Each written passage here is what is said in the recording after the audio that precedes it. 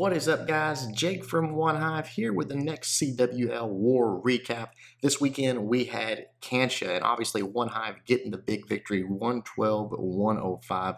Really good performance from all the guys at OneHive. KANSHA did struggle with a lot of things, actually, with their 10v11s and with their some of their 11 dips. Actually had some trouble as well, quite a few fails. So obviously cost them the war, but strong performance from OneHive. This was a very heavy lineup. It was 7 Town Hall 11s. So, heavier than a lot of the CWL lineups are. And we could have got that last Town Hall 10 there. We had 2 Town Hall 11 attacks to do it, but the war was already obviously over. So went for the 11v11s, just practice and, try to throw a few style points on there. Didn't get them, but some good attacks. But today, what we're going to do is just go through the Town Hall 10v10 3-stars we had. Did have 5 of them, so a great performance by our 10s. And obviously, we'll start off with the man himself, taking out number 14, Atoma, with a 6-pack. And you guys are going to get to see both of them. So he did get a 6-pack this war. Very impressive stuff from my boy Atoma. Always bringing strong attacks. So good stuff there. Let's see, where did he come on this one? I think the top side here, if I remember right. Yeah, going to start creating his funnel, working his way through this base. And this one was interesting. He did get, let's see what he picks up here for the kill squad. Obviously, doing an air attack, your goal, you want to get inferno towers, you want to get air defenses, you want to get the queen if you can, and you got to make sure that the CC doesn't have anything that's posing a danger to your balloons as well. But here, he's just focusing on setting up this funnel, letting everything start working their way in. This Tesla farm popping up, and it's sort of, it's doing some good damage to his golem, but obviously it's doing the tanking, so he is just fine. Jump spell, good placement. He'll start working his way in, and there you go. As things start clearing out, the CC troops do come out. There you see it. Baby dragon, wizard, witch, all that good stuff that's got to be taken out. And the queen is still back to taking out those last few point defense. Now she's going to step into the pocket, and she will be taking out air defenses as she goes in and helping out with those CC troops and the queen and whatnot.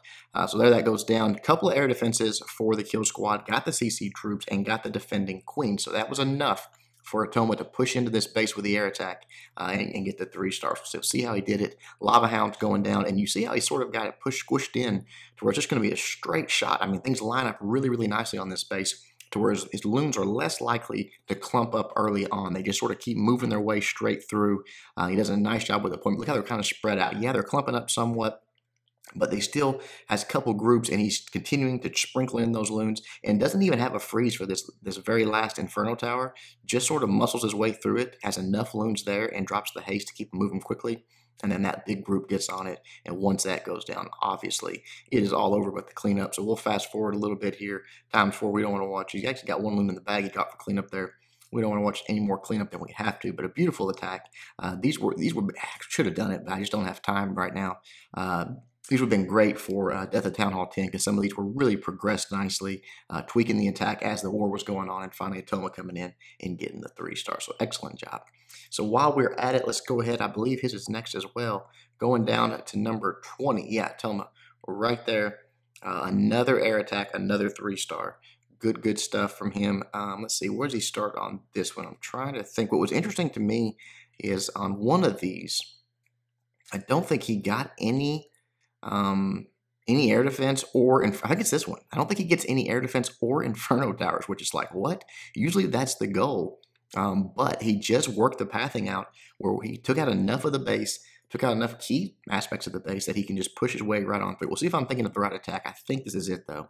You see dropping a bowler down, dropping a baby dragon and his queen, just easing his way in. Again, clearing out all those trash ones. There's a lot of high HP out here. He wants to get rid of that and move forward there into that main compartment of the base. He wants to get the CC troops. He wants to get the queen. I mean, there's the 3 Expos and the 2 wizard towers. That's high value stuff right there. You might be overlooked because it's not an air defense. It's not an inferno tower, but still largely important in an attack like this. So you see he's letting his queen sort of do her thing. And as she goes down, that's when he's going to start in, pushing in a little deeper in the base with his ground troops. His golem comes out, the bowlers come out, his king comes out, everything going into that top part. He wants to go ahead and get another baby dragon down. He's got to clear that, make sure that nothing's going to wrap around this base on him, because that would spell disaster. But as everything starts popping out of the CC, he drops the poison. Everything's looking good at this point. But again, you think, wow, how is he going to do this when he's not got a single Inferno Tower down? He hasn't taken out a single air defense. We're about to see it right here. It's just, again, it's that pathing. When you have look how tight everything is. These balloons don't have to move much at all between defenses, and that makes them extremely powerful. You see he's dropping the haste. He's getting them moving. King does step up and take out that sweeper, which is a big help. He's still going in that core. Why he's hitting on this wall here and not going to the next sweeper, who knows? That's what he's doing though. Next rage comes down, and you see a few back end loons. Again, no freeze. No freeze for Atonement, doesn't need it, just has enough loons to power in, take out that last Inferno Tower, and from there, it's just a matter of that Tesla. You got way too many loons to worry about that, and from there, it's just clean up. So beautiful attack, beautiful six-pack. Congratulations to him. Hopefully, we see another one of those next week against WHF. It will really help the cause. So nice work, Atonement. All right, but we have more, guys. That's only a couple of the 5 that we had this week. We're going to move down just one spot and check out Ludo, who is pretty regular for 3 stars himself. No six-pack this war, but pretty much every war you can count on Ludo. He's going to throw one down, and this war was no exception. You see he's already starting up top there, getting his funnel created. Again, another air attack, but he is going to try to get some good value for this push here, taking the queen down, letting her start in on that town hall, get some of that high HP out of the way. So we'll just sort of chill, wait for him to sort of develop this attack a little bit more. See, just using archers and the queen there, letting the funnel start. Now the golem comes in. He's going to start doing some point defense tanking, which also keeps his queen from being taking any damage. So that was nicely done there. You see 4-point defense hitting on that poor golem, but he can handle it. Now more bowlers coming in, just continuing on with that funnel. Now wants to make his push. He wants to make his drive to the core here. You see Tesla popping on the outside there. The jump spell is down, but everything is going to be heading in because there's nowhere else for it to go. It's a beautiful funnel. The queen taking tons of damage now, so Hash going to have to go and pop that ability. But getting wizard towers, getting archer towers, that's all good stuff for an air attack. And you see even keeping that queen out of the core. Doesn't want that queen in the core because it's a lava hound in there. Just wants to avoid that altogether. Doesn't even want that lava hound to be an issue or pop. Let it just do its little spit shots. No one cares. So does get in and gets, what did he get for that? He just got the 2 air defense now. A few hogs in there. That was really nice. Got the 2 air defenses, no Inferno Towers, but look at the pathing now. It's beautiful, and I like how here I would have probably just tried to drive it into that top Inferno, but with that sweeper sitting right there, it's a trap. They want you to come in right there. So he avoids it, comes in the backside, does a really nice counterclockwise deployment. Look how tight everything is again. Once it's real tight like that, your loons can just boom, boom, boom, start knocking them off. You see the heal spell as soon as the Inferno Tower goes down. That small group of loons doing their job, staying healthy, taking out several defenses, and letting those pups pick off those skeletons that were bothering them. And there you see the haste for that last Inferno Tower. One more drop, boom, it's gone. And that is going to be a 3-star. Beautiful attack from Ludo. Again, great plan. Coming in the backside of that sweeper, avoiding that trouble. Because when you've got those air skeletons, a sweeper, and an Inferno Tower, that can spell death for a large number of balloons. Ludo just saying, no thanks, I'll come in the other direction and get the 3-star. Beautiful attack. All right, a couple more. We'll drop down one more spot. Matty J. Ludo and Matty J, I believe, were the first couple of 3-stars. I don't remember who got them first, but some really nice early attacks in the war for sure. Queen coming in on the right side again. You're seeing air attack, but he's got some redheads in here. He's got a little ground troop for the push, trying to get in that base, get some of the high value targets. But clearly, with a couple of these air defenses sticking out, he thinks his queen can get some value there, and I believe it's a good strategy, a good call. There is a lot of point defense, so he's got to be careful with no healers. But really, all he wants to do is get that air defense taken care of, take out these Teslas, just the little stuff that he can pick up here, and then start in with his rest of his attack. So popping the queen's ability, that's good. She's going to get just a few more trash buildings. No more defenses going down to her. She's too much range of point defense. But up top is where the focus is going to be now. Sending in the golem, sending in the king, sending in the redheads and the wall breakers. Right there, opening up that first compartment, boom, and then allowing the jump to connect the next two all the way to the core, all the way to that Inferno Tower, the queen. Nice poison placement. Everything's looking good at this point. Really, the goal here, again, is that Inferno Tower. I mean, the queen's a bonus if you can get it. She has jumped the wall. She is available there. So we'll see, but the Inferno Tower is the goal, and just in one more moment, it's going to go down. Boom, there it's gone. Now they're on to the queen. That king is doing massive work. Queen does go down, so you see air defense, an Inferno Tower, the CC troops, the queen, all of that good stuff, good value for his kill squad. And now it's time for that air attack of this super exposed air defense on the outside there. So 2 more, boom, boom, are down. Now really the only threat is this Inferno Tower. Look at the tanking. Look at it soaking. Look at those guys soaking up every trap in this base. Just beautiful deployment of his lava hounds and pathing there. You see they get absolutely wrecked once they arrive at that air defense, but it doesn't matter. The balloons have been behind them the whole time, taking essentially no damage, and the little bit of damage they did take healed right up from a nicely placed heal spell there. And now it's just about that last air defense. Once it goes down, you can see just completely overwhelmed. Just a beautiful, beautiful attack there by Matty J. Absolutely smashed that base. Really, probably one of the cleaner ones of the whole war. So nicely done, man. We'll fast forward, just one more building left, boom, it's gone.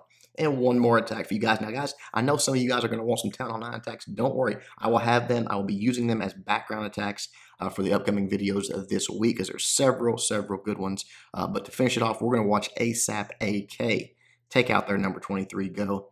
Another air attack. Again, obviously, air is super powerful at Town Hall 10 right now. And he picks this base apart really, really nicely. You see, obviously, a loaded on one side with the air defenses and whatnot, centralized Inferno Tower. So we'll see how he approaches it.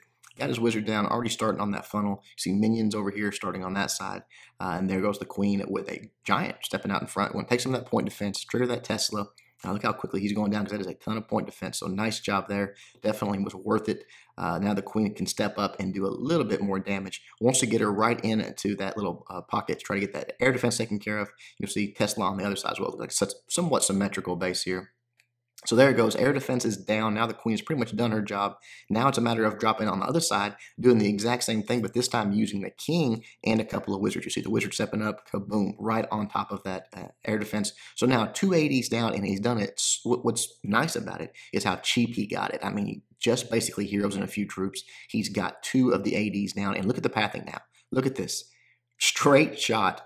Cannons, air defenses, straight to the core into those infernos. So now all he's got to do is keep them moving. Look at that. He doesn't, I mean, the deployment's simple. He doesn't even have to, like, delicately deploy these. He just sort of spammed them in there, sped them up, and boom. All air defenses are down. All ADs are down. The queen's down. This is looking great. And on the backside, what has he got? A bunch of wizard towers and point defense, no problem. Brought a couple heals for his loons, a couple back-end balloons there, and he's going to easily work his way through this. So absolutely pick that base apart. I love the way he did it. Just a very technical attack, even though a lot of the loons were deployed in one spot. To me, it doesn't change the fact that this was a very technical attack. He picked it apart. He gave what the base gave him, took what the base gave him with those air defenses and whatnot, and then just took advantage of the pathing to get right into that core, get those Inferno Towers down, and then had the proper spells for the backside with the heal spells for all those packed up wizard towers with a few point defense there. So nicely done to ASAP AK, and nicely done to OneHive, guys. Seriously, a very good performance of a war. Better on the 10v10s than we have been. Solid on the 11s, like we always have been, and the 9s as well. So the one piece that we were sort of missing put together, and it shows 112 stars with a 7 Town Hall 11 breakdown. Pretty salty. I like it. Hope you guys enjoyed the video. Again, stay tuned for more attacks from this war in the upcoming videos this week. Until then, Jake from OneHive doing my best to help you guys suck less.